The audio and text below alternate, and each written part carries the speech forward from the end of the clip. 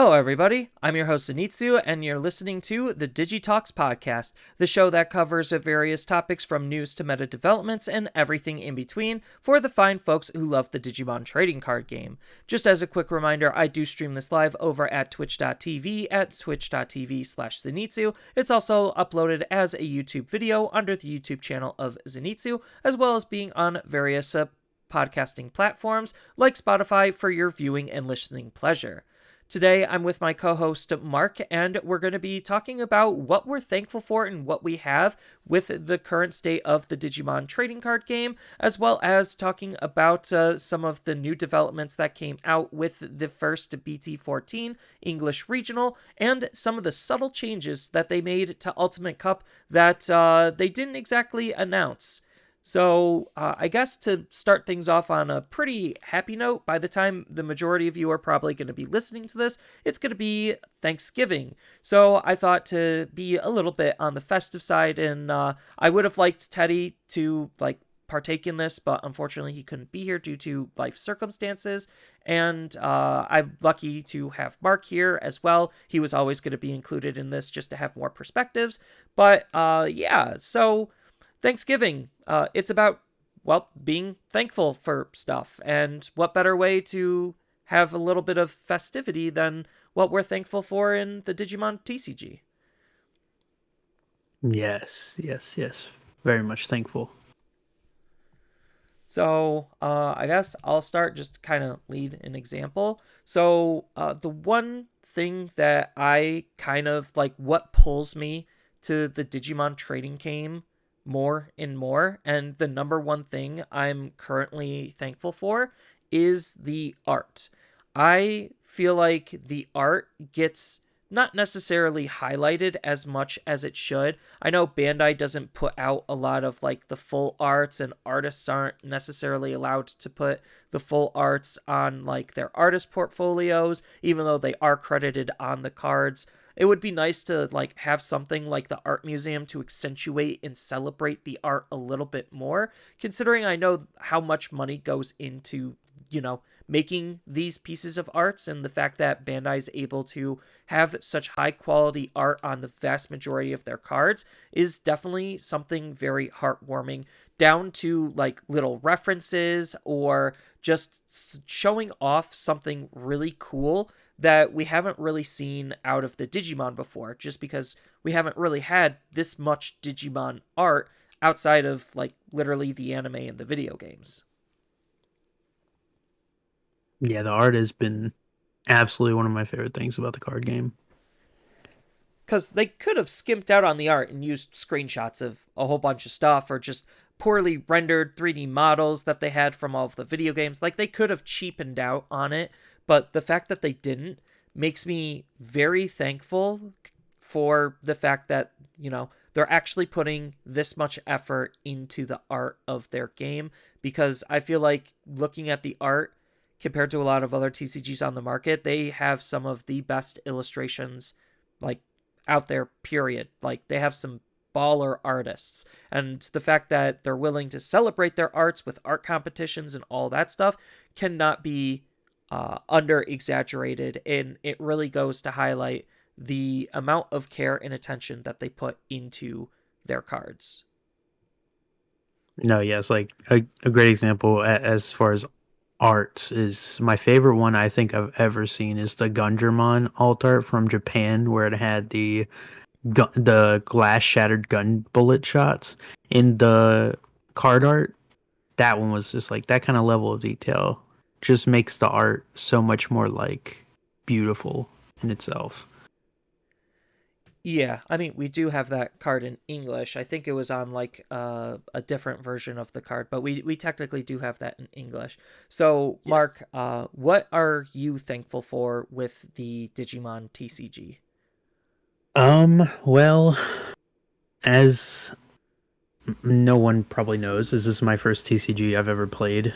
Teddy was the one that got me hooked into it, and I think so far what I'm happy for, I guess, is the community. I'm very happy that the community has just stuck with the card game enough to keep it going, because as we've seen with some card games, Bandai has been wanting to put more focus in others, but we've been putting so much attention into Digimon that we've kind of made it so Bandai can't.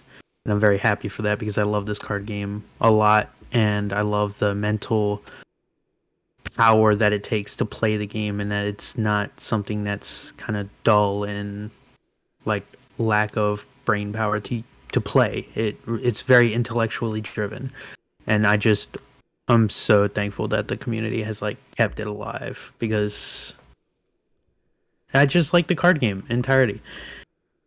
And on a side note, I'm very thankful for Machine Dramon support. I am a diehard Machine Dramon fan, and I am so happy that that deck has been able to stand in the somewhat in the top uh, for this long. And I can't wait to see where it goes too. Yeah, I've always compared this game basically to like card game chess, where you have to make certain moves and calculate ahead, and certain other TCGs just don't do that. Like I was at work playing Magic, like modern Magic with my coworker because, that's what we do at work when we have nothing to do on a Sunday with like only maybe a couple of people in the entire factory to even do work to begin with. But we were just sitting there, we were playing some modern Magic, and it felt very stale and boring. He was playing Hammer Time, I was playing 12 Bolt, and it was basically a race to zero, where it's just like, okay, cool, I just lightning bolt you in the face until you hit zero. That was really fun and engaging. And then he's just like, well, okay, I'm just gonna swing, play my hammer, give my creature +10/+10, trample, and like some other stuff. And it's just like, you got anything, or are you just gonna get beat in the face? And it's just like, nah, I'm just gonna get beat in the face. You got this one. And it was very linear gameplay. Like, yeah, we were drawing different cards, and sometimes he would get mana screwed, and sometimes I would just aggro pretty hard, but like it didn't take that much brain power. Whereas with Digimon, I have to worry about so many different things, like what memory am I going to try to put my opponent at? What do I want to prevent? What do I expect them to play? What am I expecting to seeing if like I'm going to be searching to try to make my deck consistent? Like there's just a lot of subtle nuances where I think the game is easier to grasp but hard to master. And I definitely really like that aspect of the game and just what the memory system does as a whole. Yeah, I've always said when like people ask me about Digimon, I've always told them that basically it's very similar to chess where when you're playing your match against your opponent, and a lot of pro players will agree with this. You are thinking ahead of what they might do. You're analyzing their cards that they have shown so far. You're figuring out what deck they possibly are playing, and then you are strategizing what their moves are going to be while you're making your current move, and you're planning ahead. And it's very very like it's very similar to chess in that aspect where you're thinking ahead, and I enjoy that a lot. Where you can also mess up, and you can, if you don't think about the right possibility that they might do, it can really go downhill. Or if you think of the right one, it can go uphill. It's very all mental driven, and I love that about the card game.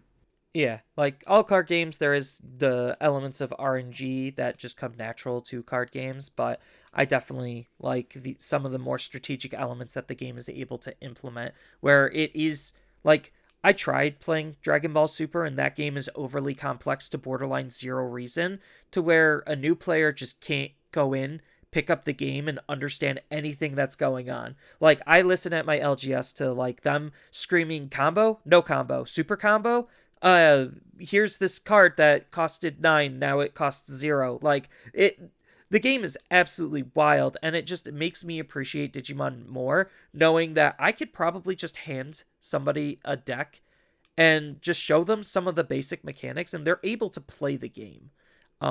Can't really say that about certain other card games, which definitely is nice. Um, so I can this, agree. yeah. So this is kind of like where Teddy would want to interject and be like, "Hey, I want to pose a question to the audience. So, audience, whatever platform you're listening on, what are you thankful for with the Digimon trading card game? Let me know down in the comments and hear your thoughts on what you actually like and are thankful for that we currently have in the game.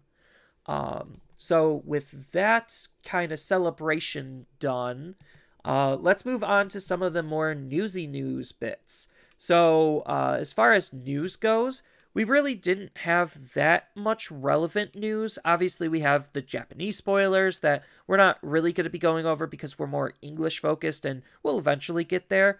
But Bandai had officially announced, again, in a more clear message, where the O2 The Adventure Beginning Pack 2.0 is going to be, which, if anyone's unfamiliar, that's basically the movie promo pack, because on their website, when you click on Tamer Party events, it links you to basically the wrong link, and it links you to 1.0, not 2.0.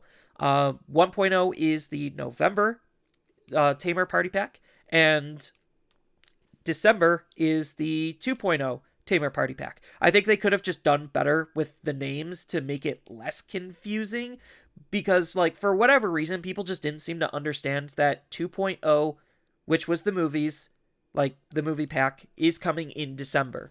And that message just seemed to have completely lost itself, and they made a new announcement. So I just wanted to say that here, that we are getting the movie promos. It is going to be Tamer Party Pack, and it is going to be out in December. When the cards are going to be legal, we already know that as well, which is going to be December, 7th, I think?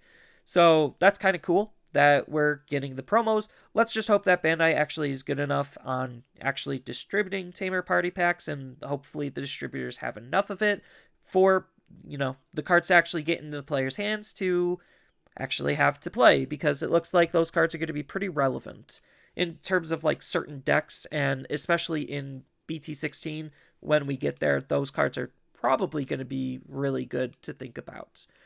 But in terms of event news, in terms of event news, we actually did have an online regionals. It was the TAK Oceania Online Regional.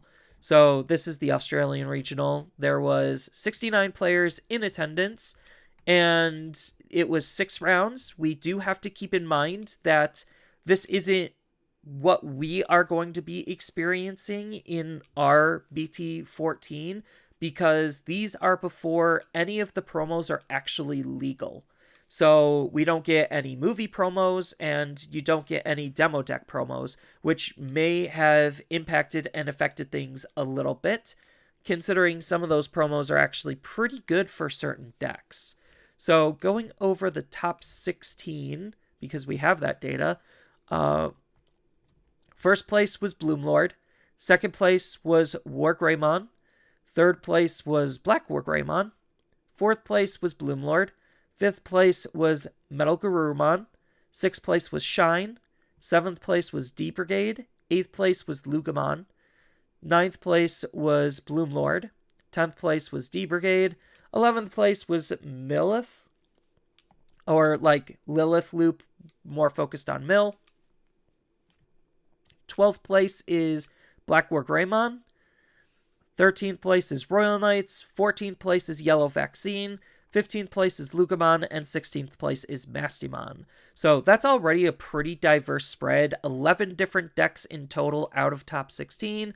Bloomlord having 3 of them, Black War Greymon having 2 of them, D Brigades having 2, Lugamon having 2, and everything else was just a 1 of.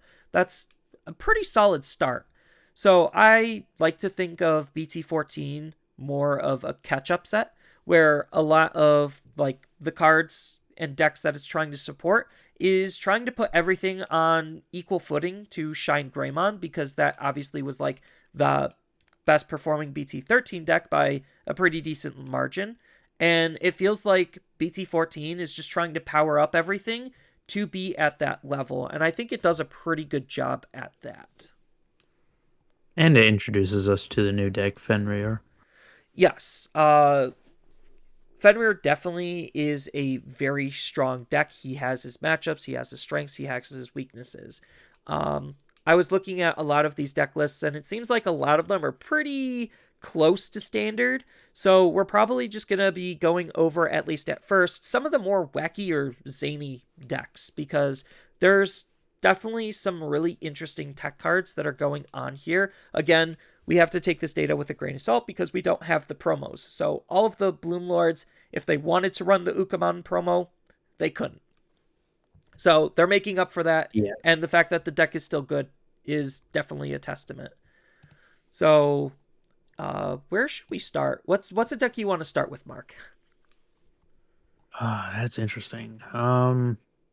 Honestly, interesting deck is I think the Melga deck honestly would be nice to start with because I am quite surprised to see that top, even with Oceania. So I clicked on the Melga deck, and Melga got 5th place, just as a quick reminder. And oh boy, they have some really interesting tech cards. And I don't hate all of the tech cards. I think like they are very interesting. First thing to note, I know you can't necessarily see it, but this Melga list is not running any of the purple starter deck cards at all.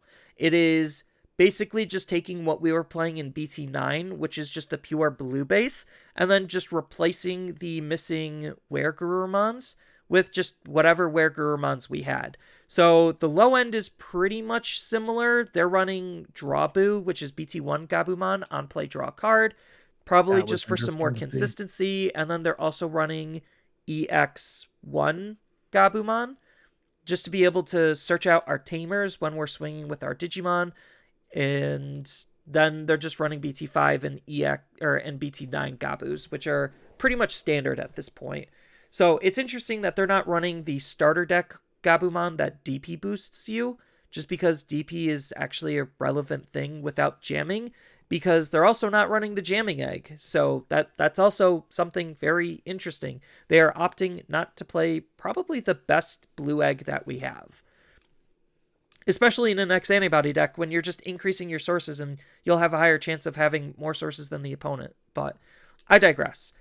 Yeah, it's interesting their choices, and this is why I say like I think with Oceania we got to take it as they like to build and structure their decks different from how we like to do over here, and there's nothing wrong with that. So we got to take that also with a grain of salt. That their way of structuring decks and how they discuss is what's good over there is going to be different from us.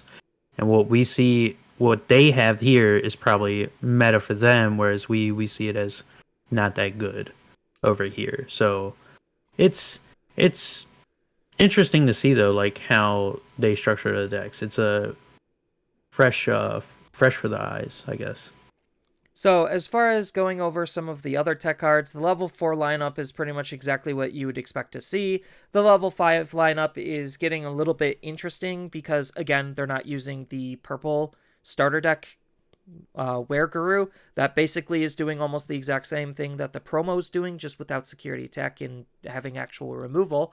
And instead, they are opting to run one copy of EX1 Wereguru. It has a Wind Digivolving ability to draw a card and an inheritable ability to help you gain memory as long as you have 8 or more cards in your hand. It's not terrible, but in terms of trying to increase the overall damage output of the deck, it's not helping at all, which again is kind of puzzling. But they are running 2 copies of the Weregurumon Sagittarius promo, which lets you Digivolve on top of your Weregurumons. So they have a whole lot of Weregurumons they could Digivolve on top of, including itself. Then it has a ability to bounce 2 level 3 Digimon as long as you have a Tamer in play, which is pretty decent.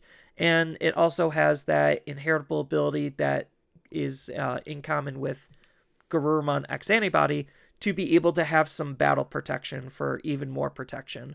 So it's trying to play a little bit more defensive, and the fact that they're level 6, they are running the EX1 Metal Guru, it's not bad, considering it's still trying to make itself as cheap as it possibly can. It's not going to be as free to Evo into as the Ace, just because Evoing into Ace, you discard 3 cards and it actually is free, which means it lets you use your Metal Gurumon X a lot easier and cleaner. So it's interesting that they're choosing to run the old one that we were running. Maybe the when attacking ability is relevant to bot deck on delete like Digimon with on delete abilities. So maybe that's the idea on like why they're running it. Otherwise, I don't see the actual benefit outside of it's blue. So you could just run higher consistency tools for monocolored stuff. Even though there's a pretty decent amount of white stuff, but like they're not even running training cards in this deck. They're running just pure memory boosts. They're running an Analog Youth, Cool Boys, Ice Wall, X Antibody in terms of like their Tamer and option lineup. And then their level 7s is one Omnimon X Antibody from BT10 to try to close out games with, one BT5 Omnimon to again close out games with. And I think like this doubles down on the like purple or trash hate is they're running one copy of Omnimon Merciful Mode to like delete the Digimon and then throw everything that's like pretty much in the trash back to the bottom of the deck. It's technically 10 cards, but it's everything that you would want to hose on what the opponent's doing. So that's a pretty interesting spicy tech card. So I don't hate the deck. I just feel like there's some things that we got introduced that could have made this a little bit better. I think like the blue EX1 Metal Gurumon actually could be pretty good with the training cards because it's gaining you memory, so you could reduce the evolution for popping a training card and then start gaining memory, so it makes him using him, maybe that is going to be better. I don't know. But apparently they had success with it without the training cards, and their tech cards might have been just good enough. So kudos to them, and it definitely is a pretty spicy list. Yes, it is. And All right. What else do you want to look at? Because there's a lot um, of decent like fun lists to look at here. Just because there's like this is the first and one of the few regionals we're gonna have. yeah. Um, Going through the list right now. Honestly, this seventh place D Brigade kind of structured it to run more options. So I want to say this is kind of like they try to do like a D Brigade security bomb deck instead of like pure D Brigade, like 10th place is running, which is kind of interesting because they also run the two Death X's. I think Death X is just going to be a staple for this format just because there is a lot of go wide decks. So like if you look at Yeah. like the different decks that want to go wide in this format, you have Bloom, you have D Brigade, you have Lugamon, you technically also have Shine with Tamers, and then you Yeah. have Royal Knights after they use Omnimon. Then you have Mastimon, just because Mastimon kind of does that passively. I would say Death X, yeah, Death X works with Royal Knights, but only if you can get it out early and it be like No, I that's mean the if you get way it to out like early, stop things like from dying. if you get it off early, like that's going to be really hard because they're only playing one card a turn. So like I don't Exactly. know how you'd get it off early. It's more of like I have a way to be able to just throw this card out for free and then be able to answer your Omnimon and then the rest of the board just disappears. So like it's more of like a solidifying kill factor. Um but I do think like between the differences in the D Brigade lists, I think that the 10th place one I personally like a little bit more. It is more stack based, but the 7th place one is more low to the ground, go wide based. So Yeah. there is that subtle difference on how they're playing because they're not running any tank Dramons from EX3. Instead, they're running more options instead. And then they're kind of flip flopping on which options that they're wanting as far as like good Digivolution and removal. So the 10th place one is running DG Dimension, and the 7th place one That was is running interesting to Ultimate see. Flare. The DG dimension. I've come across that card a few times, but I never thought I'd see it in a deck, honestly. It's a good card, but it was a card that had to be for a specific meta. And I think honestly this isn't a bad choice for this meta. Well, I mean, it has the same type of potential to just remove lots of bodies as Ultimate Flare. It's just against something like Bloomlord, DG Dimensions could work a little bit better. So, it is just what type of removal are you going to try to prioritize to remove lots of different bodies and potentially just ruin the opponent's game plan with the Digivolution. So the go wide strategy, the seventh place one, they are running 16 Commandromons, and they are running the starter deck 5 Commandromon, which I personally don't think is that insane for the deck. It's a good card, don't get me wrong. Very high stats, but that's part of the problem is it's high stats. It costing 4 is actually doing it a disservice just because you do have cards like High Commandromon that are specifically asking for 3 or lower. But the seventh place is also just only running Numemon, and High Commandromon is their only level 4s. Then they're running Cargomon is their only level 5, and Brigadiermon is their only level 6. So they definitely are more focused on that low to the ground aggression, which it obviously worked out for them. And I Oh think, yeah, I mean, if you see the pieces, yeah, there's less pieces you can see as far as building your stack. But if you see the pieces, I mean, you're still fine. These are the best choices that you'd want if you had to pick one level 5 and one like level 6 and one level 4. So like these are the best choices. It's just a little bit. It's there's more of a chance for you to not to see them sometimes. yeah, I definitely personally like the 10th place a little bit better just because of that stack Yeah. building. I think that they are a little on the heavier side when it comes to certain amounts of cards. So they're running 4 tanks along with the 4 cargos. Then they're also running War Greymon from BT12 as the alternative mega for the deck versus in complements to Brigadiermon. I think that's kind of a weird choice, but like I get that raid can be that strong, and maybe that's the only thing they cared about. Most would probably just opt to use like maybe a 1-1 split of the Dark Germans from BT4 and EX3. That's kind of what I've been seeing, but hey, maybe War Greymon just is the spice. I mean, Brigadiermon pretty much is just War Greymon, just with guns and a jetpack.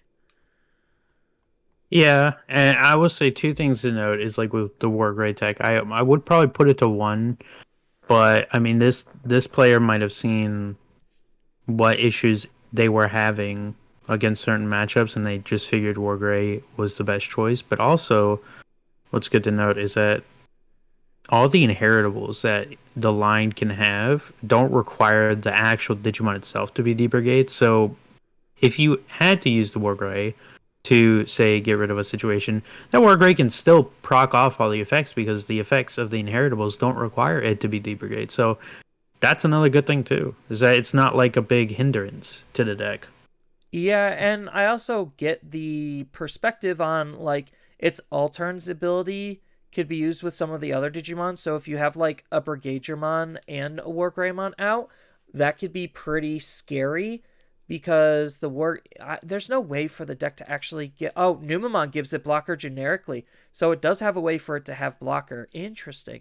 No, Yeah, this list is very fascinating. As far as yeah, this like list is as far as the Commandromons that they're running pretty much what I would define as like the core Commandromons, where you have the BT14, the BT3, the BT4, and the EX3. I think like those are probably the best because they cost 3 or less, and they have some really impactful abilities for what you're getting because you don't need the blocker anymore because Brigadiermon just gives you blocker, and you don't really need the high stats because you're just gonna digivolve up half the time anyway.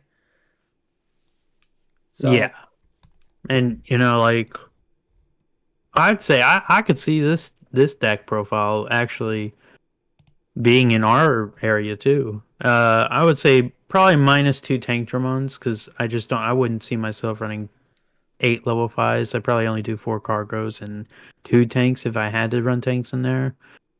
But other than that, I mean, I could see this being in the top possibly. Um, it's not too far out of the realm. well, the majority. So like each region does have their own personal play preferences in terms of what stuff they prioritize, but because it's all still the English game, I think that's a little bit of a disservice saying that like you could see it in ours because it technically is. It's just for the type of event that it was, because it was a smaller event, maybe it had more success because there was just less rounds for it to play. And I don't know. There's lots of tournament factors, but I definitely think like we do have those two different styles of deep brigades, and the fact that both of them were able to top for TAC was or like for Oceania was pretty nice. So that there's fluidity to both ends of the spectrum, because I know deep brigades got kind of like split apart in terms of like how it wants to play with either go wide or go tall. And going tall also can kind of go wide because Brigadegemon's just that insane. Um, as far as some Yeah, of the other decks, I want to highlight Millith because I think Millith is a really interesting deck because it just plays the game fundamentally different than most other decks in the game, because this is more super heavy on its options. So it's just running a couple of Guilmons, a couple of Growlmons. It's running the EX3 War Growlmon. Then you have Lilithmon, and then they're actually utilizing Ghoulmon as a way to further try to mill the opponent. I don't know if they had access to Creepymon or not, but I think Ghoulmon definitely is a pretty solid card for this type of a strategy. Keep in mind, it also is a Demon Lord in case you're trying to use some Demon Lord based strategies. And then they are adding in Wisdom Training Boost because it just grabs pretty much everything in the deck. There's zero reason not to run it, especially if it makes your evolutions cleaner. So like it's just super heavy on the options to be able to just dig out the few parts and pieces that it needs and then recycle those forever until you mill out the opponent. And then you got all of your mill triggers with Deathslinger and Rivals Barrage. You got Alice to try to make evolutions even more efficient, because you could use Wisdom on the lower levels than Alice on the high levels, so you could kind of pick and choose how you're digivolving efficiently. It's got your Jack Grades, Glaive Memory Boost, and Calling from the Darkness as your retrieval tools, Mist Memory Boost and Purple Memory Boost as just more memory boosts, and then Shine Greymon Ruin Mode to just hose on the opponent's turn, just to because you can. So I like the list. I think it's pretty solid. It just goes to highlight that training cards can go a long way. yeah. I think the Goemon is interesting. Like I see the difference. Like Goemon is clearly just if you want more aggression when he's out, and Creepymon is more to like get another body because Creepymon can play that level 5 if you hit the criteria.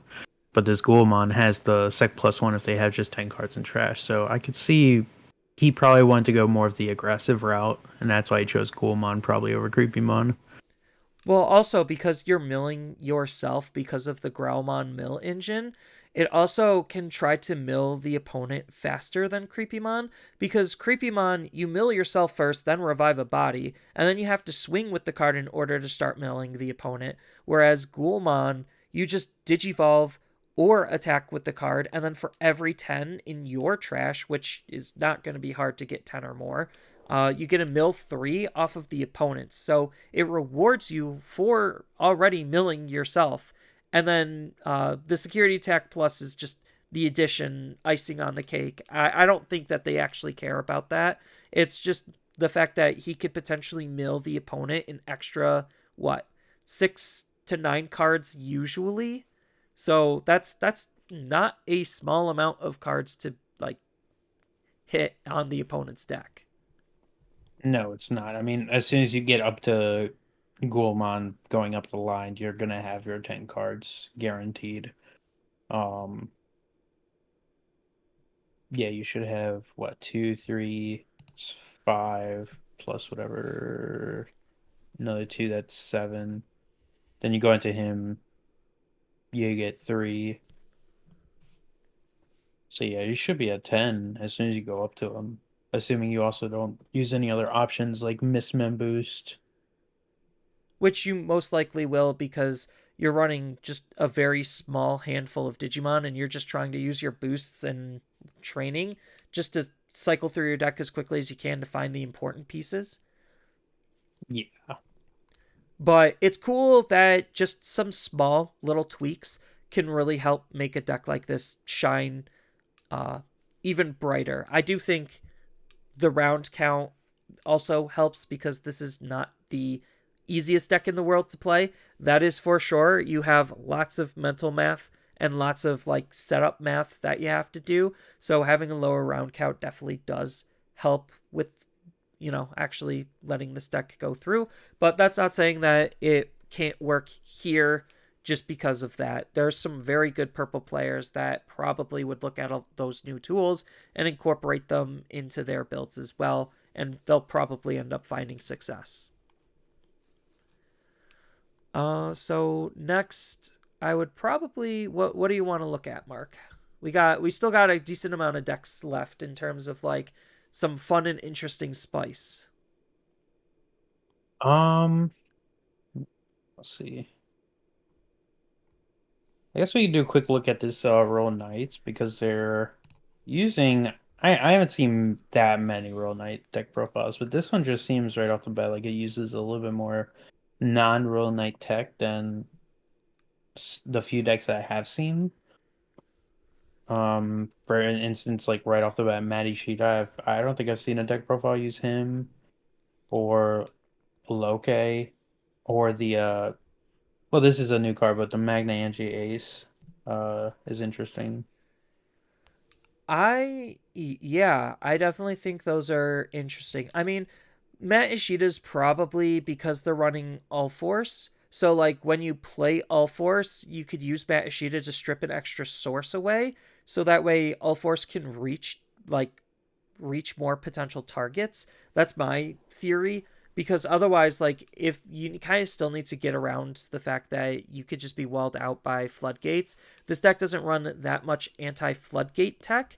I actually do really like the Magna Angemon because it does actually accomplish that because you recover one from your deck and then it minuses 1,000 DP for each card in your security. So you just try to set up a blocker, and if they throw out on a floodgate to try to slow you down, you just slam Magna Angemon down for 4 because a lot of your other options to remove rookies are also going to cost 4. So at least this way you're recovering one, making it even harder for the opponent to potentially kill you. I really like Magna Angemon in here actually a lot now that I have been saying it. And then because you're running Magna Angemon and you're already running the Marcus, that gives you easier access at Lonke Ariscado to be able to remove even more targets. It is a pretty expensive option, but if it comes up in security, it comes up in security. And then the other card that they're running is Crimson Blaze, just because, again, they need to deal with those low to the ground, like, go wide decks, because they Yeah. could get outswarmed pretty easily. And Crimson Blaze also could just shut down certain opponents' moves because they can't play Digimon by card effects. So it's another very solid tech card that Marcus lets you play easier. So yeah, I outside of that, it is just your standard Royal Knights deck. It's not really doing anything too special in terms of its Royal Knights that it's playing. But yeah, I like it a lot. I think like ace cards just allow you to be able to do this type of stuff. And I think like that's the beauty of ace cards is they're just good generic cards that let you be able to tech into a wide variety of decks depending on what the deck actually needs. Because like theoretically, if they wanted to, they could have ran instead of Magna Angemon, they could have ran Zudomon. So Matt Ishida pairs up with Zudomon Mm. as well, where Zudomon removes sources and does the same thing that Ulforce is trying to do. It's just now you have extra copies that's cheap. Um, but I guess like the Magna Angemon does do a little bit more because of that recovery aspect. So I totally get why they choose Magna Angemon. But yeah, no, it lets you do a lot more. You know, it'd be interesting too is you could tech in the Metal Gray Ace as the reasoning for hitting floodgates. But then because he's a level 5, you could also use him to just straight up Digivolve into like Galamon or Gankumon too. uh And as long make as it slightly cheaper, especially if it's early in the game. as long as King Drazel isn't there, Because doesn't he shut off all of your Digivolutions? Yeah, your Digimon just can't Digivolve. So like you Oh could yeah, that's use, right. yeah, so I you forgot could about use that. it with once Yggdrasil is gone because he turns off all Digivolutions. Period. But like you said, it's at worst still just a level 5 that you could hard play to kill one of the floodgates. Yeah, exactly. But I thought the tech was pretty interesting to see. Um, but aside from that, also we got yellow vaccine here. Yeah, so Yellow the vaccine is kind of interesting. So the 14th place yellow vaccine deck, they have actually opted, like, I covered the deck in one of my videos, and this deck is running very close to that build, or not necessarily that build. Its low end is exactly the same, minus the fact that they're playing 11 rookies instead of 12, but that's whatever. Um, their level 4 lineup is almost the exact same. They're just running a hybrid just because they could. And then no, oh no, they're running one less level. Yeah, they're running one less level 4 as well there as well. So they're running one less Angemon, but outside of that, it's pretty much my exact level 4 lineup of Bulkmon, the one Geo, and then a hybrid.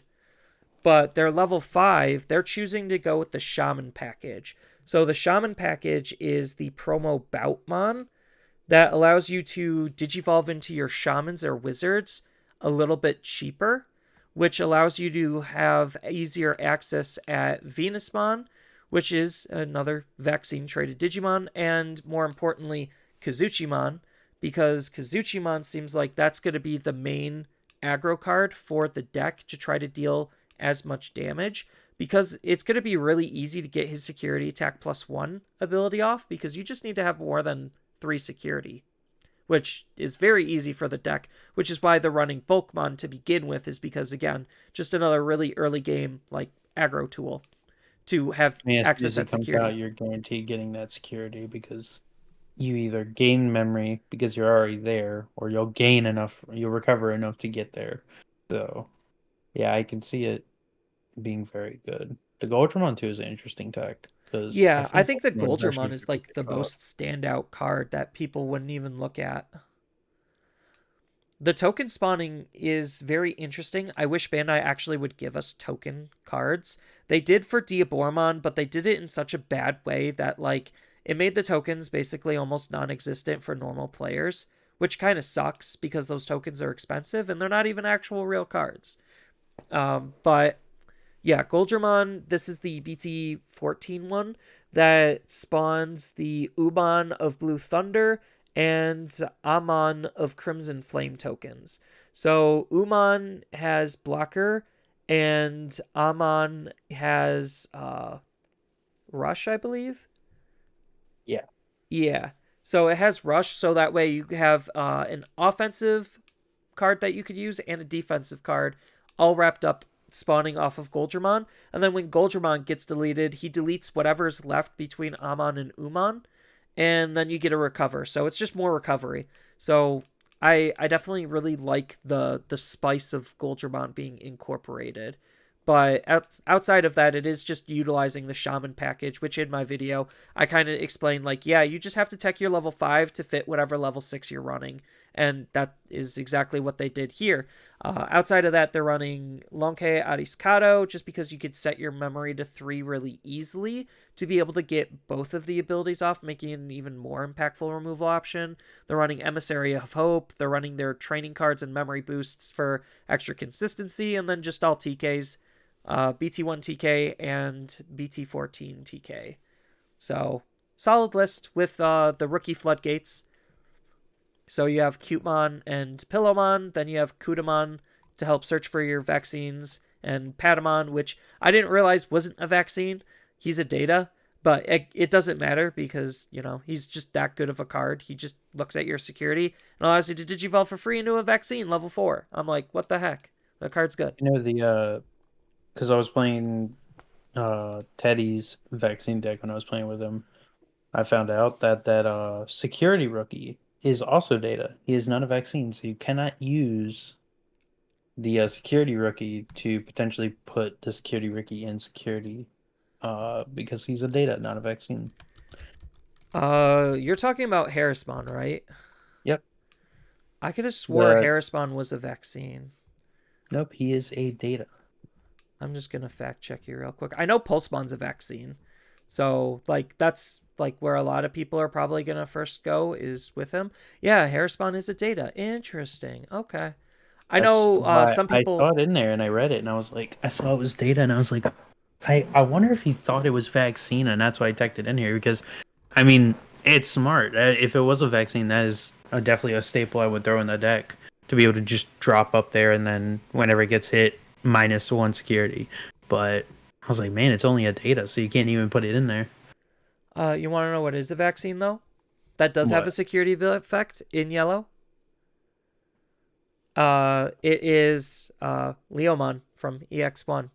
Uh, Oh, wait, no way. Yeah, the recovery you only get if you're at 3 or less security, but I guess like that's kind of the argument to put him into shamans is because of Kazuchimon.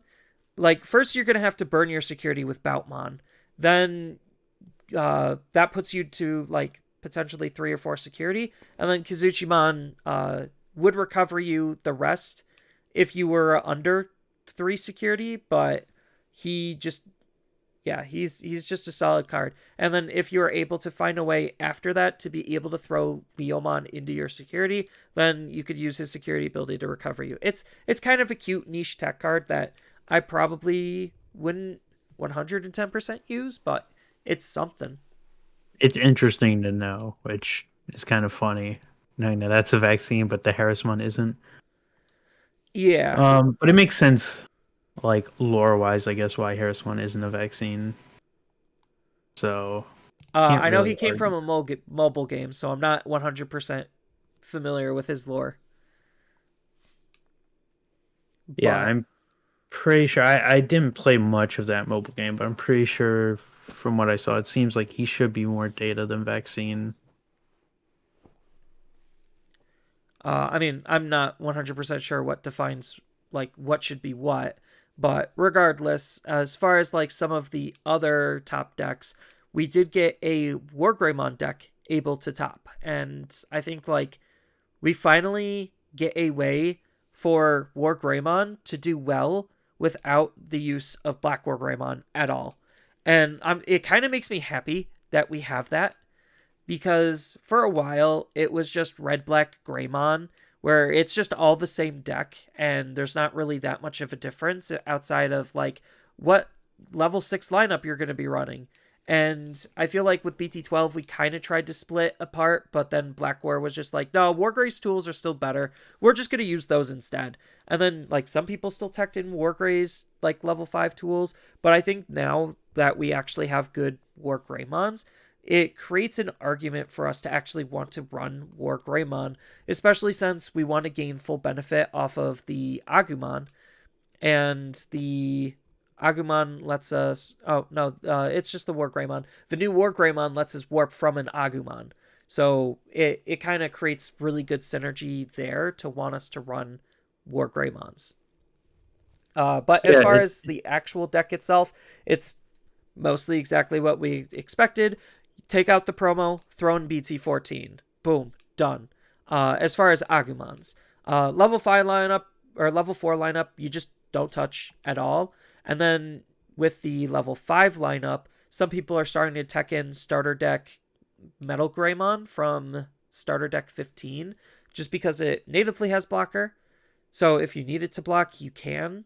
But the more important part is it has security tech +1. So you pair that security tech up with the security tech from the starter deck 1 Greymon. So now you're just, no matter what mega, you already have +2 security tech, so guaranteed 3 damage. They're also running the Metal Greymon X antibody, so there's more security tech. So now you're going to be by default hitting 4 security.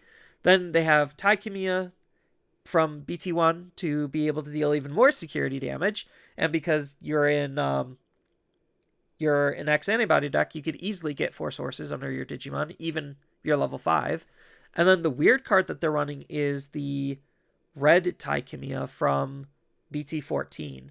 I that one kind of caught me a little bit off guard because I personally think that the black one is just better because it gives you plus 1000 DP and blocker, and then gains you a memory when you digivolve, which is super relevant. Whereas the BT14 one gives you the memory when you attack the opponent's security.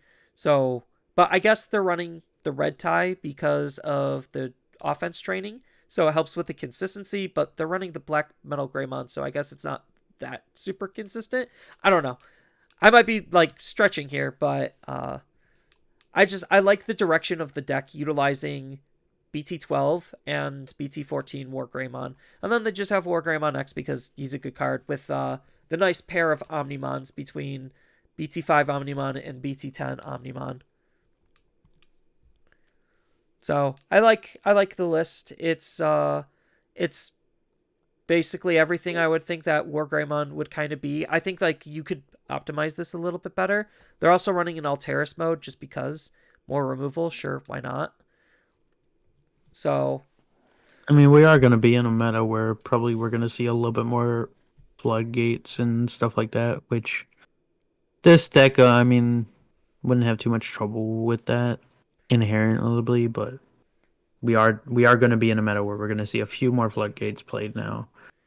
yeah, I mean the Metal Alteris isn't that bad, just in case like you don't necessarily have the Greymon X antibodies. Like it's a good way to compensate for it while not actually like losing out on that type of ability to protect yourself, which I think the protection is super relevant. And partially why Greymons as a deck just does so well is because of the protections. They also are running Crimson Blaze, which I think is just going to be like, if you're running a red deck, there's probably no reason not to run Crimson Blaze because against some of the top decks, it just does so much work. Yeah, it's going to be, I think, a guaranteed staple in almost all red decks, I feel like, this meta. Which it's just such a good card, not only stopping Digimon from being played by effects, but it deletes everything 6k or less, I believe. But it also reduces its play cost for each Digimon your opponent has. So the more setup they are, basically, the better it is for you playing that card. And Yeah, it's then Death X it's button just such option. a surplus for it. Like, Yeah, it's Death X button option. yeah. And then shifting gears to another Greymon deck, just taking a quick look at Shine. The Shine report is nothing's really changed. Yay! The deck probably is going to want to focus more on Red Eggs just because the BT14 Koromon is like actually good. Because you don't need your Shine Greymon to attack in order to get the card draw, which was the problem with the BT5 Koromon is you needed to attack to get the card draw. Now you don't. Um, Outside of that, they just kind of adapted to the fact that we don't have 4 copies of the BT13 Greymon. So instead, they're just running 4 copies of the Security Greymon, the Security Geo, which it is a Geo Greymon. It is in red. Everything is pretty much 2 colors. It just kind of forces you to play more into red. They could have ran the EX4 one just to gain an extra memory, but I think maybe they just took a look at like the meta and said, oh, against go wide decks, Geo Greymon probably does more. So I'll just run that. Outside of that, pretty much nothing else has really changed outside of the 4 offensive trainings, just because, training cards are good. That's it. So good. So damn good. Yeah. So that's the Shine Greymon report. He's still good, spoiler. And then all that's left is kind of just the Bloomlord. Well, we do have the Lugamon, so it's Lugamon and Bloomlord. So taking a quick look at Lugamon, You yeah, have so Mastermind too. yeah, The sixth so place. one Lugamon deck, the 8th place one, is running a lot tighter of a list. It's kind of interesting that they're running Rivals Barrage with no real mill. Outside of no, Pascomon from the starter deck isn't even a mill. It's just a rookie that's a dark animal.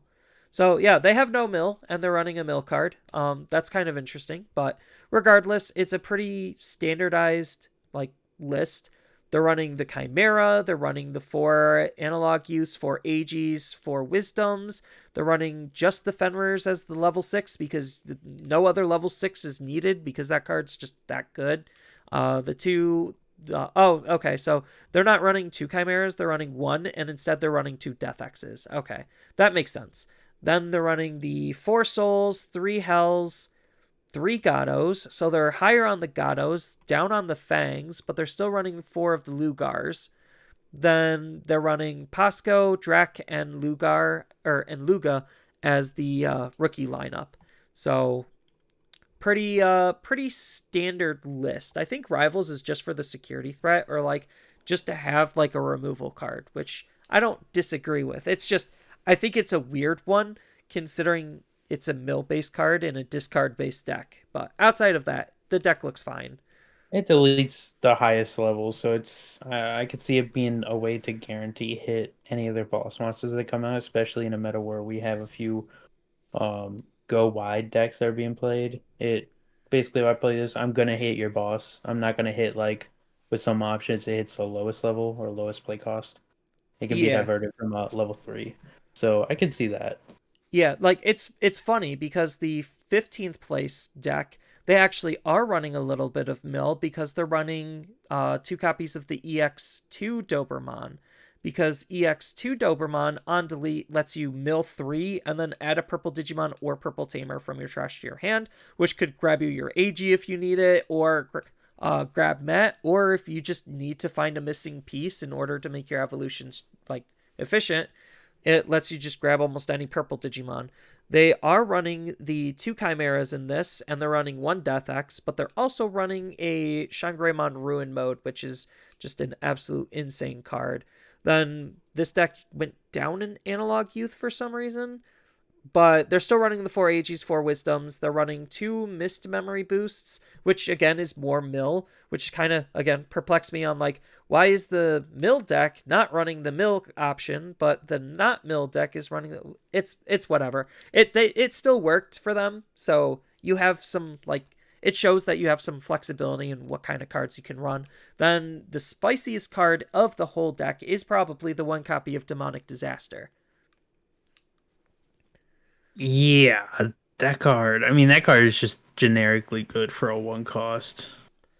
Be Yeah, able to so basically unsuspend by deleting one of your Digimon in a deck that can play a bunch of Digimon. I mean, you go into your boss and you get the Tamer underneath. You can play 3 bodies. So having possibly one or maybe even 2 of those in your hand after doing that, like, come on, that's so good. I mean, they're only running 1, but like because Fenry just unsuspends himself, so like the idea is you swing Digivolve into Fenry by discarding him, then Fenry is going to spawn 3 bodies, then unsuspend because you played a couple of bodies, then you're going to swing, delete something, unsuspend, and then you could Demonic Disaster to get another swing, on top of the fact that you could just use whatever's left over to DNA Chimera for another swing. It just ups the aggression levels of the deck, and I really like that, especially since they are running the Doberman, so you actually have ways to be able to trigger his on-delete ability outside of him just swinging. Yeah, exactly. I think it's a very actually smart tech to throw in there. Yeah, and Very useful.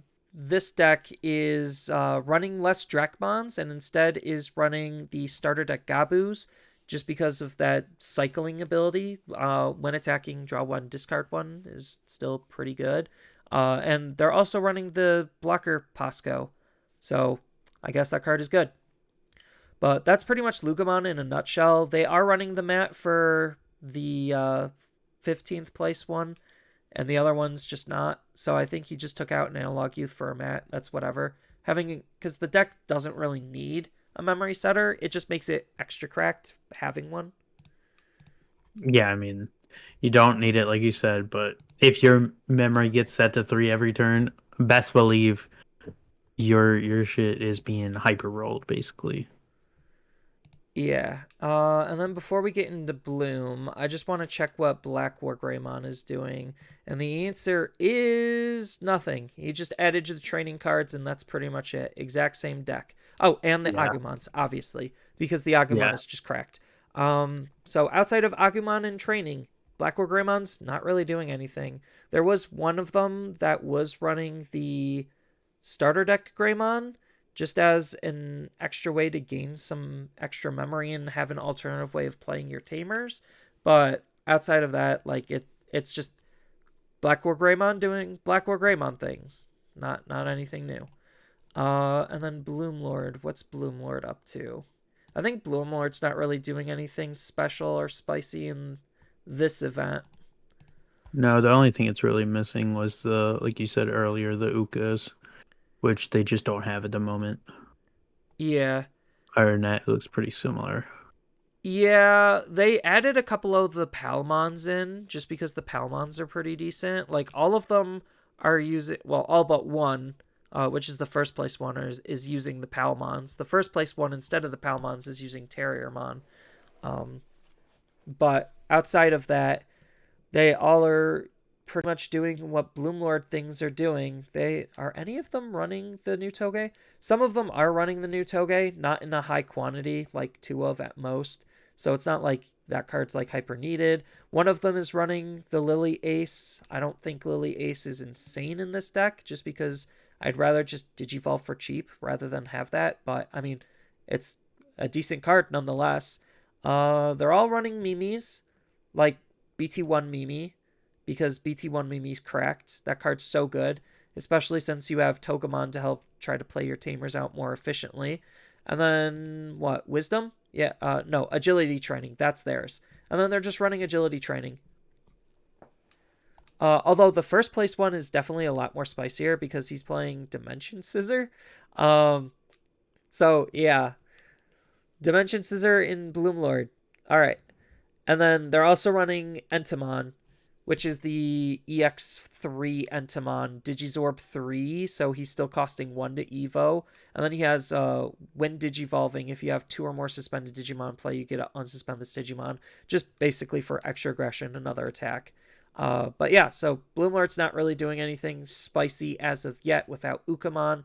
I think Ukamon is definitely going to be probably what's going to put Bloomlord over the edge, more so in like when we get there, rather than what he's already doing now, which is just a couple of new things. But I guess the new things are good enough to make him win the event. So Yeah, I'm not looking forward to that yeah. personally. I'm not So looking forward to it. but I think this is a pretty good spread of decks off of one event. And I know we went into this a little bit more in depth, and I do apologize for like not having it on screen for the video, like people who are watching the video version of it. You could just go to eggmanevents.com and be able to click on Digimon BT14, and then it's literally the only event, which is the TAK November Regional. And then you could see all of the deck lists for yourself if you want to get caught up with all of the metadata. That's usually where I go to be able to look at it all, so that way I can report it on for you. So I know that was a bit long and in depth going over each of the 11 different decks. I think the only deck we didn't do was Mastimon, but I don't want to cover Mastimon because this deck looks like I don't know how it functions because it's just all over the place. It's too hard. It would take literally another hour just to explain how this deck even came to be. So I'm Just so the viewers have an image. Imagine it's basically Setcon, Mastamon, and some yellow vaccine cards just jumbled all together, I don't and even there's think a lot it's of one-off SecCon. cards. Like there's not really a whole lot of SecCon related stuff to it. But They it have the it Magna. They have the two options that they run. Like I said, it's a mix of yeah, it's just those an three decks, pretty amalgamation of much. like everything that yellow was trying to do. Or like you could Yeah, use yellow for. But it got 16th place, so that's whatever. It'll take us another hour to cover just that deck alone. It's a mess. But regardless, so that's pretty much it for the first regional. I think when we get to our regionals or regional correction in North America, it's definitely going to be really interesting because we should have all of the promos live. If not, we should at least have the important ones live, which is going to be the Imperial demo deck ones. So those cards are definitely going to be pretty good for their respective decks. Mostly Ukamon for Bloom. I think that's going to be like the most relevant thing. I know we keep talking it up, but like it's something that Japan didn't have that we do that kind of is going to make like Bloomlord extra good for the fact that we don't have Quantumon and Japan did to make their Bloom extra good. So pros and cons, substitutes.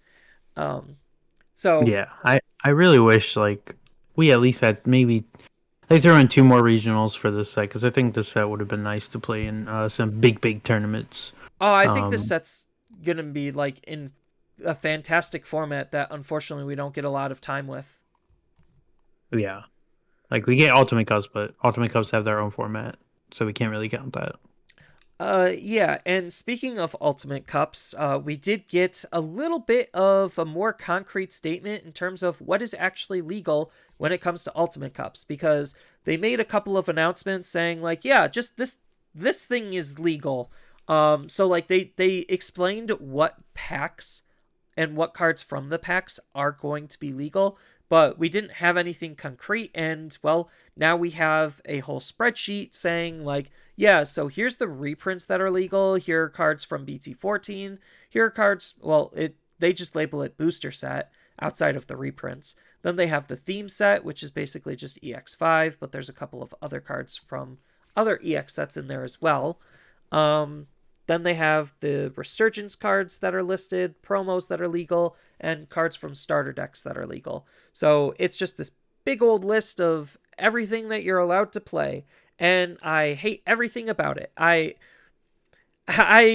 have already been very vehement on rotation, and this list kind of encapsulates why I think like Digimon doesn't need a rotation because of just how many cards are reprinted at random in random places that would go into like into play into rotation. And the fact that we would need basically a spreadsheet like this that's going to be ever changing is part of the problem on why I think rotation kind of just doesn't work. And who's even to say something that they announce or don't announce isn't going to pop up on the list? Because in their initial announcement, there's cards that are on and off the list. So one of the cards that's off the list is currently Starter Deck 9 Paildramon. That is not on this document as of the recording of this podcast slash video slash stream.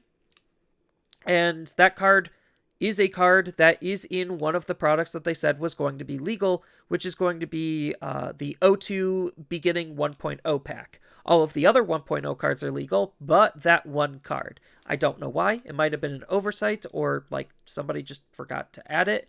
But regardless, it's not on the legal list. But something that is on the legal list is something like, War Greymon from BT12.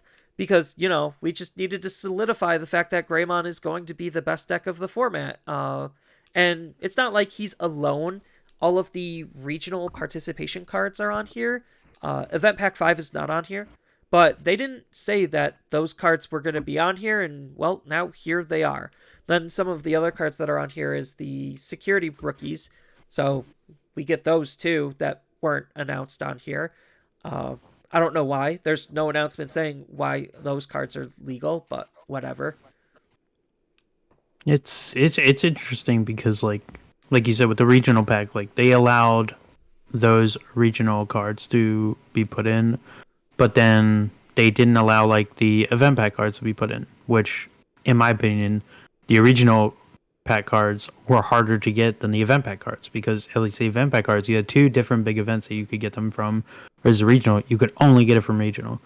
And then like with the I forgot what the pack was called, but whatever the pack called that the Paildramon came in, like they didn't include that or just took it out or forgot about it, but they left everything else back in. So it's like they're not just taking out like entire packs; they're taking out specific cards, and I think that's where this is gonna get confusing, but also kind of irritating because is it a block format or is this a custom format? Because This is a custom it's not format. really a block format at this point No, when it was never you're meant to be a block including. format. Japan has a block specific format, but this is meant to basically just have, if you are a new player, you are probably starting here, and we're going to reward you for starting here because it's everything from here forward, which was the Resurgence booster forward. Because they also didn't announce and say that the promo cards from the double pack were going to be legal, and yet those are another example of cards that are on here. Um, Yeah. so it's weird. It's just weird, and like I think it's gonna be fun to like experiment with up to a certain point, because I also think that this meta is already solved before it even came out, because like at least for North America we only get exposure to the BT14 version for the most part, even though they do list like the the weird part is there's the LM cards, but we're not getting LM until BT15. BT15 cards aren't on here, but EX5 cards are. But again, we're getting EX5 next year when we're not really having these Ultimate Cups. So like I know some English places are gonna have EX5 Ultimate Cups, so it'll be legal for them. But like I'm so confused on what they're trying to do here that it's melting my brain. Yeah, and I think that's where if they wanted to, because so this is where I'm trying to look it up, but I believe in the original post for the card list that they allowed to be used for this iteration, they put in the description that they're considering this a block, quote unquote. Now No, we're not they never considering it a mentioned block. that. They never mentioned that. I saw somewhere where I saw the words block 3 on somewhere No, on. they never mentioned that. I read their posts very vehemently and adamantly every single time they post. Most of them I just scroll over because it's card announcement posts and I don't care. But when it comes to events, those are the ones I actually read. They never said it was block anything. They just said, "Hey, if you're going to be like playing, like they acknowledged that there's going to be a lot of newer players, so this is more of an ultimate cup for them because Resurgence Booster Forward is like the card pool that you're going to be working with, and that's why a lot of these promos and I guess regional cards are legal, is because that was like in that time period. It's like a block, but it's not really a block. Yeah. But Like regardless, this definitely is if for they're more newer players. they just need to not do all these random additions and subtractions from the list out of nowhere. Like they need to already have it set in stone what cards are going to add and what cards are not. I mean, they already know ahead what packs are going to have what, even all the way down to like the special packs that come out for special scenarios. They know what is going to be included in those, so they can plan according ahead of time what cards they want in the list for these things and whatnot before they ever even make the post. And that's what they need to do. Just have it set in stone before they post it, and don't change it, because changing it is just what makes it worse for people.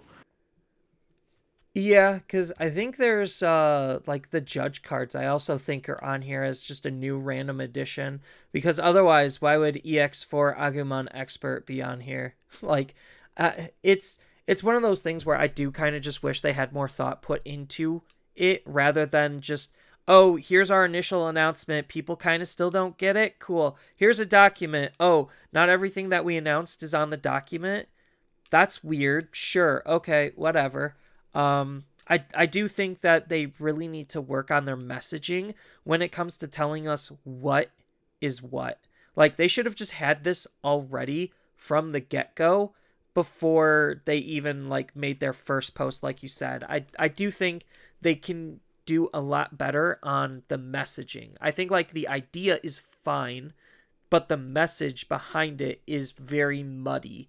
And that's what causes this confusion, just like the confusion with what I mentioned before at the beginning with the O2 version 2, the movie packs.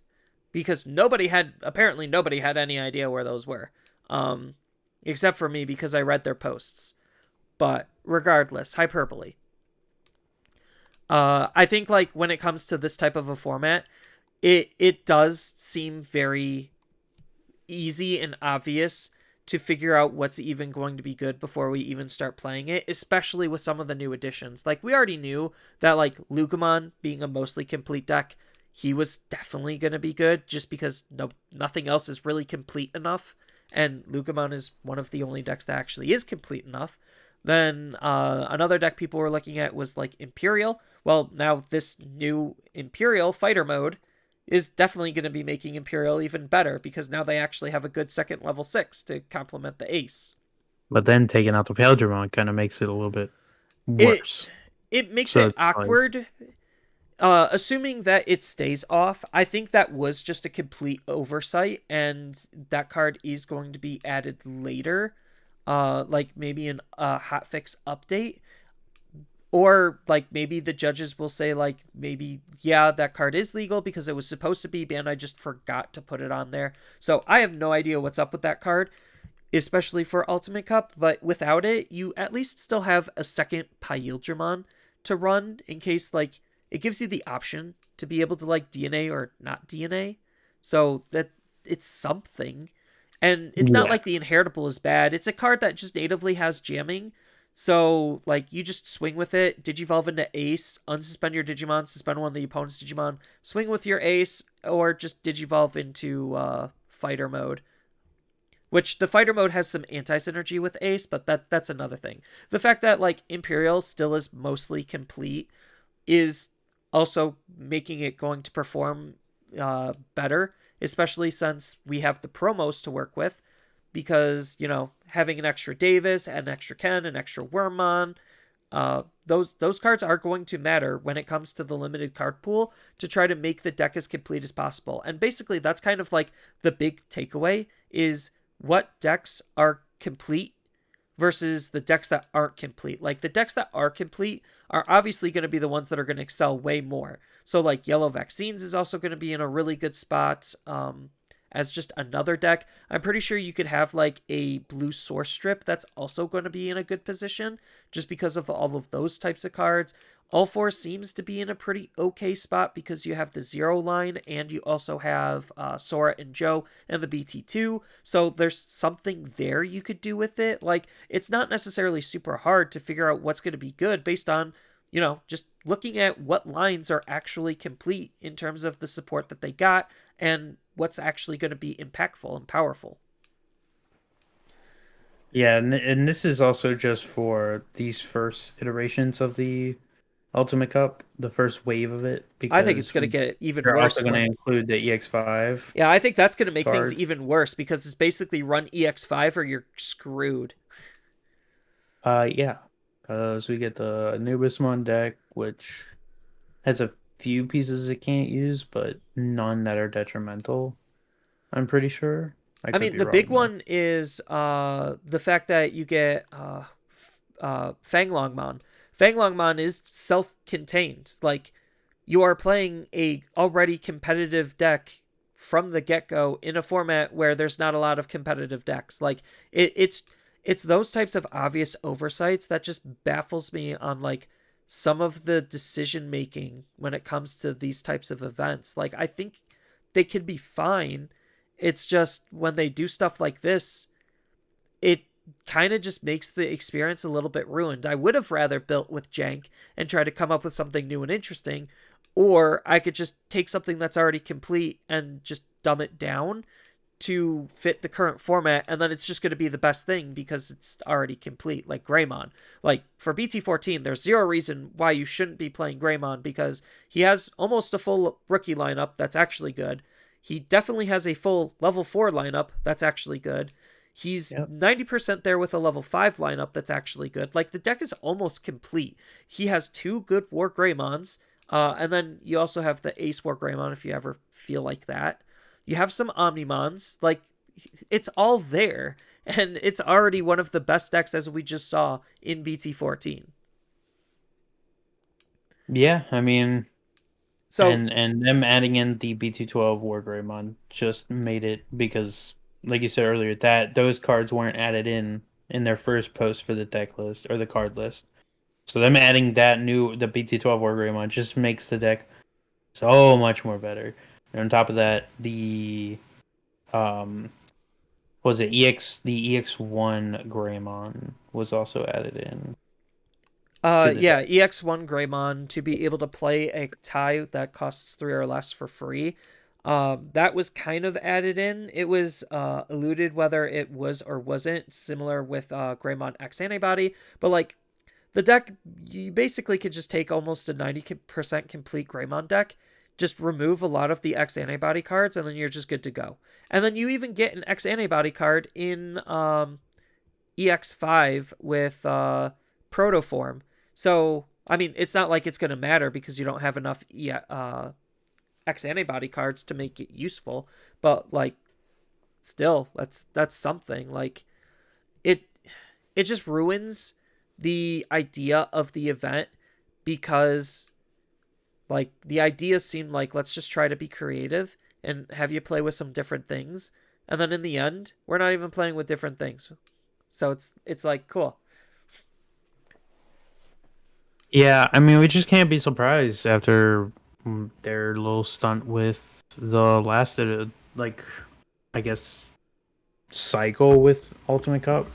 Yeah, the I can't even say that because monocolor. they're still using the same rewards for this version of the Ultimate Cup, which I think is the biggest upset for this. Like, I they're not definitely changing the rewards. Yeah, I definitely would have liked some better or like new rewards or like even exclusive rewards to this one. Where it's just like, yeah, here's just a new Ultimate Cup thing for just this style of Ultimate Cup and then keep that on rotation. But I guess because they already had the cards probably printed for the whole year, they just, yeah, let's just use up the same ones, which I think is cool. Again, from a new player perspective, it gets them excited because, they just entered the game.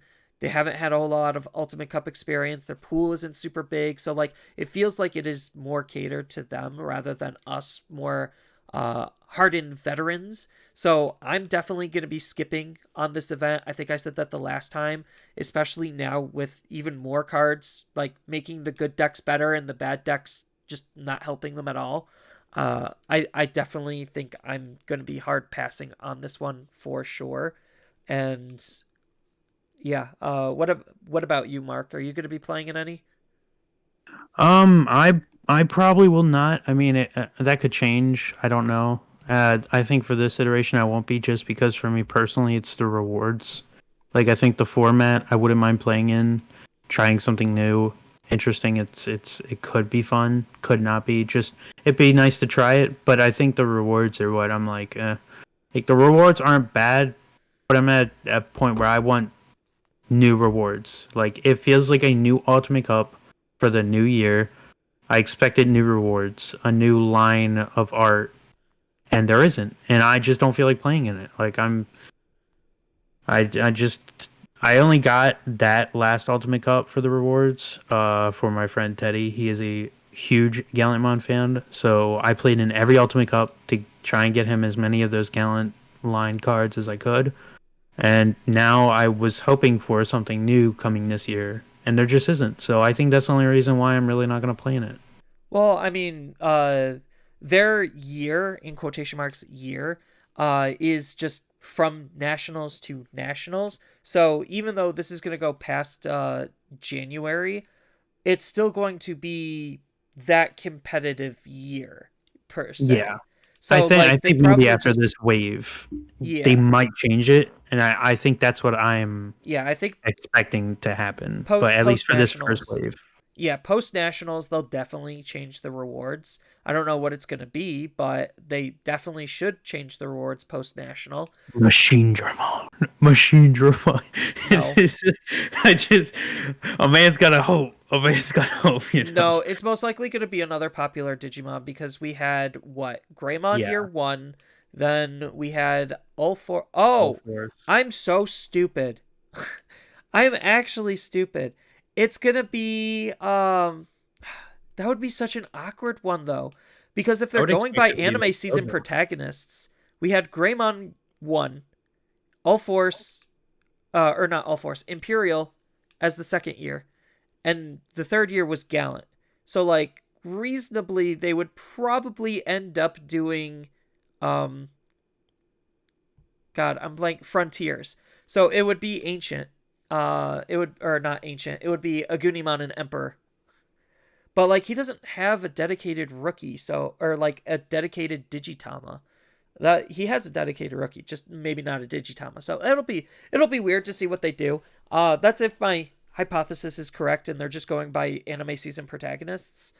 I mean, maybe they make a new one. I mean, I could see them doing that. They didn't really make a new one with Gallimon, but they did make it ahead of time when they first revealed it. It was for BT12, I believe it was the line, and BT12 had not come out yet when they first started those tournaments. So I mean, they could do something like that where it's a line for a future set. They could, because like usually after nationals they go on like a month break, a month or two break before the next like big wave of events start up, so that way they have time for like actually planning and prepping and Yeah. some thought. I just hope this year, like this next coming year, they put more thought into this year. We'll get into that later as like a different topic. I know this episode's running a little bit on the longer side. But I think this Ultimate Cup is gonna be an interesting one just to look at. But as far as playing in it, I don't care. It'll be fun to see what actually does top and what creative things people are able to get to win. That's the part I'm excited about the most.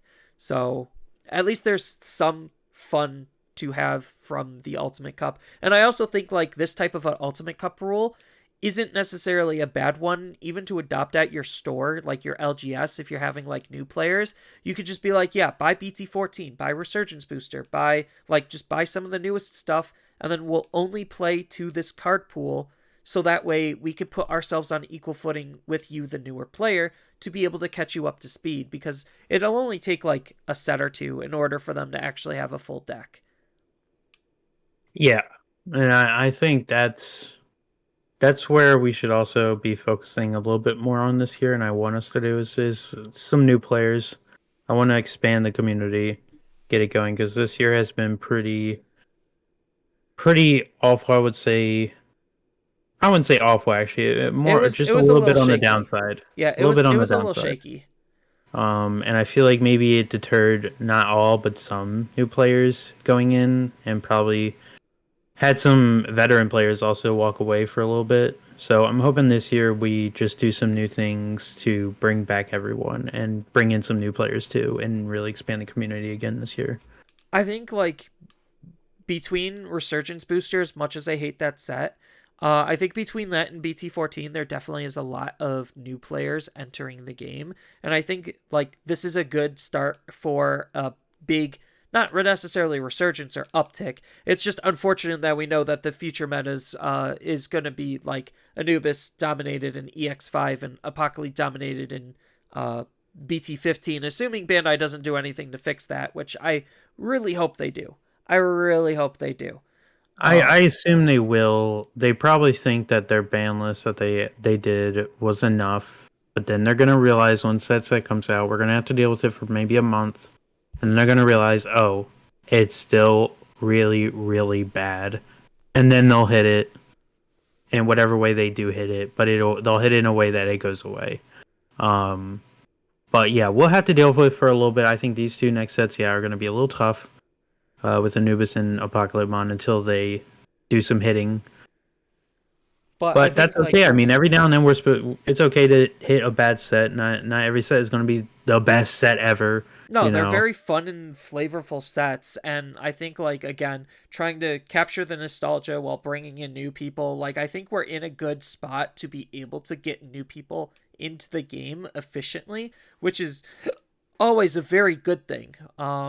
It's just we need to try to strike while the iron's hot and be able to capitalize on the growth opportunity better as a community. And Bandai definitely needs to be paying attention to that as well, so that way they can make the correct adjustments in case they want to make any adjustments to be able to make the game as good as it possibly can be, so that way those new players stay in the game. Yeah, and if for any stores or anyone doing like group tournaments or whatever, um, for when BT15 comes out. I know Anubis is pretty crazy to deal with, but as far as Apocalypse, just don't play Apocalypse. And honestly, though, if That's going to that be deck way is easier the said only than one that's done. not played, all the other sets are. I mean, this is for like small groups that it can come together and be like, yeah, we won't do this, so that way we can play some other decks. Like, not for big tournaments that are official. That will never happen. Yeah, But but this is somebody's for always small going to people. come in at random and then just bring it and then hose on everyone else. Like that's something that's way harder to enforce. But either way, um that's in the future. We're focused on the now, and I think that Yeah. Ultimate Cup, even though it's not for us, it definitely isn't something that is bad per se. I just wish that their messaging was clear, and I wish that we had the list of actual legal cards like physically like we do now sooner, but I guess better late than never. And I really hope they don't change it other than just fixing the DNA uh, Pyildramon from the starter deck coming into it, because he's supposed to be there, but he's not. But I think that's going to be it for this week. Again, I do apologize if we ran a little bit on the longer side. There was just a lot to go over, especially since we have one actual regional data, despite the fact that it's going to be before the promos. And it was a kind of smallish event. 6 rounds is still a lot of rounds. So it's not like it's discreditable by any means. It gives us a good starting place, a good window into what is to come. So, with that, I want to thank everyone for listening. If you enjoyed this episode and want to help support the podcast, please share it with others on various social medias, as well as leaving a like, rating, review, follow, subscribe on whatever platform that you're currently listening on. And thanks again. We'll see you next time.